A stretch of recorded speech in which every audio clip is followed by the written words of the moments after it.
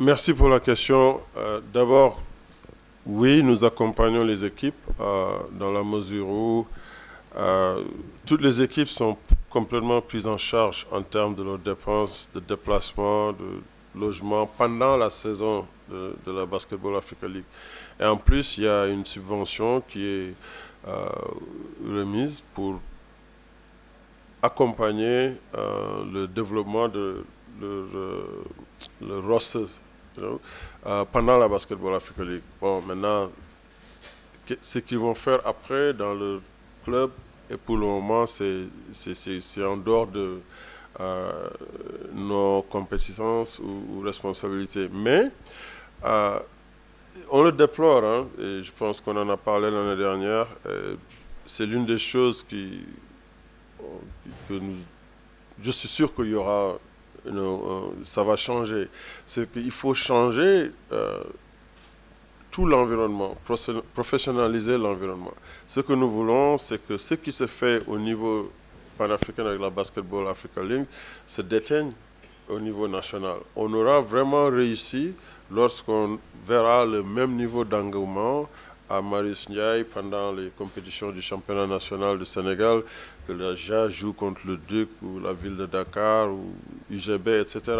C'est ça l'objectif. Et je sais que le potentiel est là, hein, parce que je vois déjà au niveau organisationnel, c'est que, en tout cas au niveau de la Fédé, de la Ligue de Dakar, comment ils organisent les finales, ils ont déjà commencé à adopter certaines de nos méthodes. Et c'est ce que nous voulons. Maintenant, il faut que ça aille plus loin. Mais il faudra que tout le monde s'y mette. Ce n'est pas notre rôle d'accompagner l'AS Douanes pour gagner le championnat du Sénégal. Ce que nous voulons faire, c'est de créer, en tout cas, d'être des catalyseurs pour un environnement où on peut, par exemple, insister sur la formation des cadres, aussi bien des entraîneurs, des arbitres, pour que l'infrastructure et l'environnement deviennent professionnels.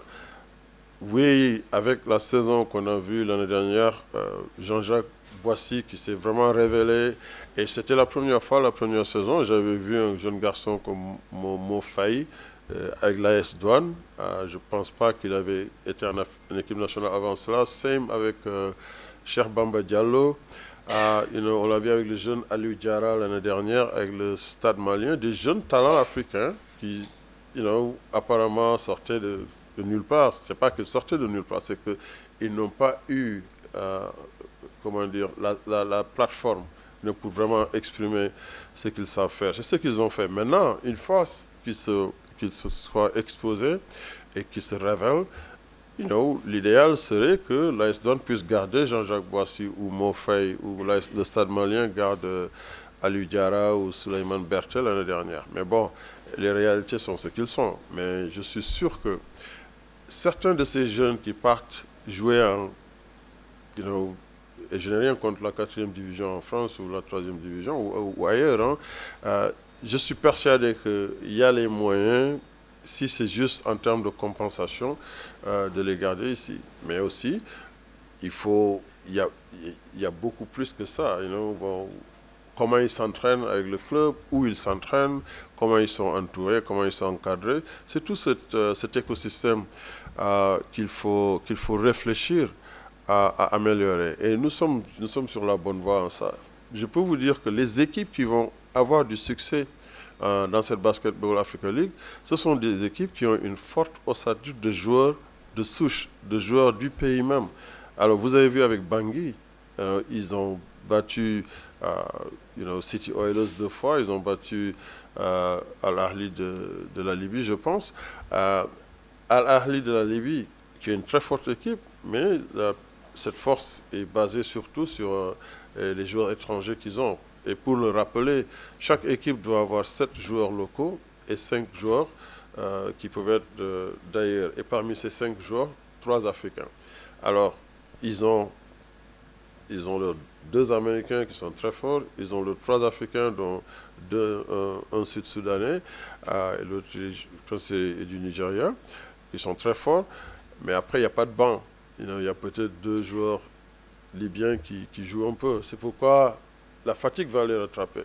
Et quand vous voyez Bangui, Thierry Charles Darlan qui était ici à la NBA Academy, qui était leur meilleur joueur sur le terrain, ou encore une fois Kurt Curry qui était ici aussi au niveau de la NBA Academy, qui est leur Jimmy Jambare. C'est des joueurs de l'équipe nationale au niveau de la Centrafrique, qui est un pays de basket, je le rappelle, qui a ce talent-là. Pareil l'année dernière avec le Stade malien, on a vu les joueurs qui ont porté le club, pareil avec ABC. Alors c'est juste pour dire que ça va venir, parce que pourquoi les Égyptiens ou les Tunisiens ont gagné les deux premières éditions, les trois premières éditions, parce que c'est des équipes où leur ossature de l'équipe nationale sont dans ces équipes, ils jouent dans leur championnat, ils jouent à la maison. Alors, je suis confiant que c'est une question c'est juste une question de temps, et ça va être dans un futur très proche, parce que je commence à voir beaucoup d'indices, beaucoup de signes que ces joueurs veulent revenir. Et là, Jean-Jacques est de retour avec l'AS Douanes, et je crois qu'aussi le jeune Dali Fall, et il m'appelle, hein, j'en reçois beaucoup qui veulent revenir jouer pendant la période de la balle. Mais je leur dis que non, il faut être ouvert pour jouer toute la saison avec ces équipes, mais aussi il faut qu'on fasse des efforts collectivement, aussi bien en tant que fédération et ministère, et tous ceux qui sont en charge de développer les infrastructures, de veiller à la formation de nos cadres pour que cet environnement vraiment devienne plus attrayant pour les joueurs.